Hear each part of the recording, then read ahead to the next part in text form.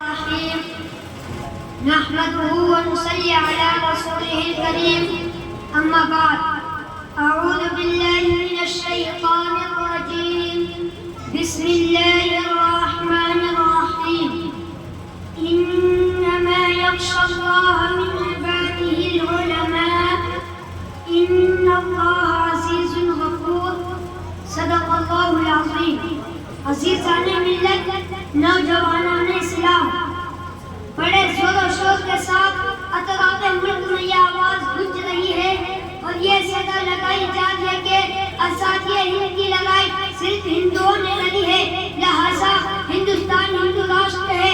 اس لیے آج کبھی RSS، بجرنگ دل اور شیو سینا جیسی تنظیمیں مسلمانوں کے خلاف زہر افشانی کرتی نظر آ رہی ہیں اور اپنی بے لگام زبان سے مسلمانوں کو غیر ملکی ثابت کرنا چاہتی ہے، جو کبھی ساکشی مہاراج کی گندی بہن دینی اداروں پر دہشت گردی کا اڈا ثابت کرنے کی ناغور کوشش کرتی ہے۔ میں پوچھنا چاہتا ہوں حکومت سے کہ بتاؤ، جب ہندوستان کی سرزمین پر انگریز کا تسلط ہوا اور جب ہندوستان کے مان کا سندور بھوجا جا رہا تھا، خوبصورت عمارتوں کو مسمار کیا جا رہا تھا، عزت و آبرو کو پیروں تلے کچلا اور توڑا جا رہا تھا، وہ کون تھا جو اس ملک کی عزت بچانے کے لیے اپنا لہو بہا رہا تھا؟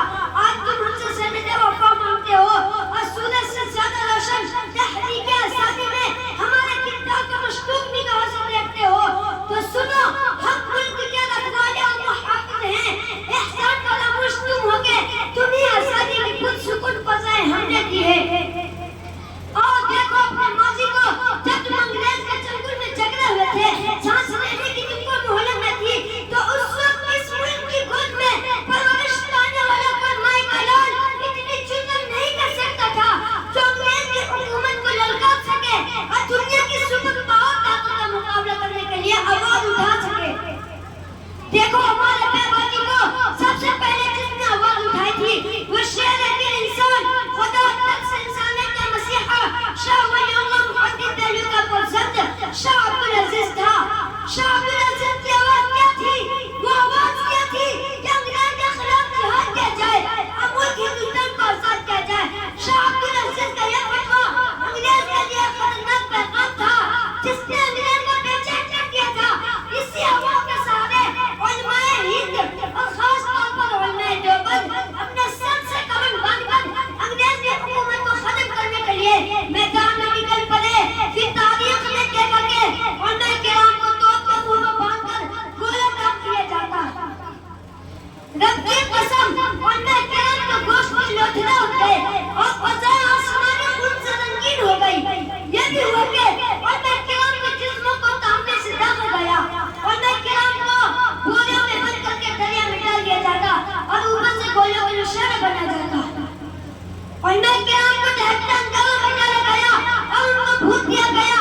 ایوں کہا گیا کہ مولویوں، تم صرف ایک بار یوں کہہ دو کہ ہم 1857 عیسوی میں جنگ آزادی میں شریف نہیں تھے، ابھی چھوڑ دیا جائے گا۔ لیکن رب کی قسم، سارے علماء بن گئے لیکن ایک نے بھی انگریز کے سامنے گردن نہیں جھکائی۔ عزیزان ملت، اتنی شدید قربانی کے بعد ہندوستان آزاد ہوا۔ اگر یوں کہو تو علماء کرام کے خون سے سرزمین ہند کو دھویا گیا، مبالغہ نہیں ہوگا کہ سید احمد شہید بریلوی اپنے خون کا نذرانہ پیش کرتے دکھا دیں گے، تو کسی محب پر شاہ اسماعیل شہید اپنے خون سے بالاموت کا پہاڑوں کو رنگین کرتے دکھا دیں گے، کہیں حاجی امداد اللہ مہاجر مکی اور حافظ ظفر شہید سبزے ہوتے دکھا دیں گے، تو کہیں رانا مندان باصفا اور نانو بی بی رحمت اللہ علیہ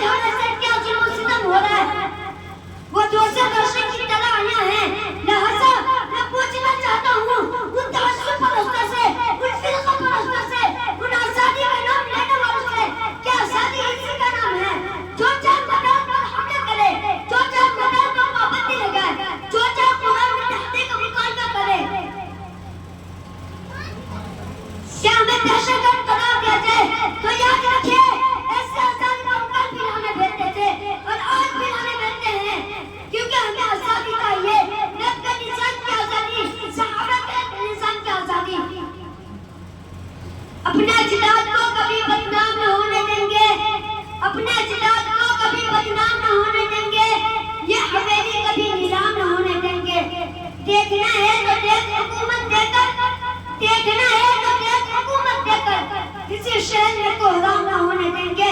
وما علینا الا البلاغ.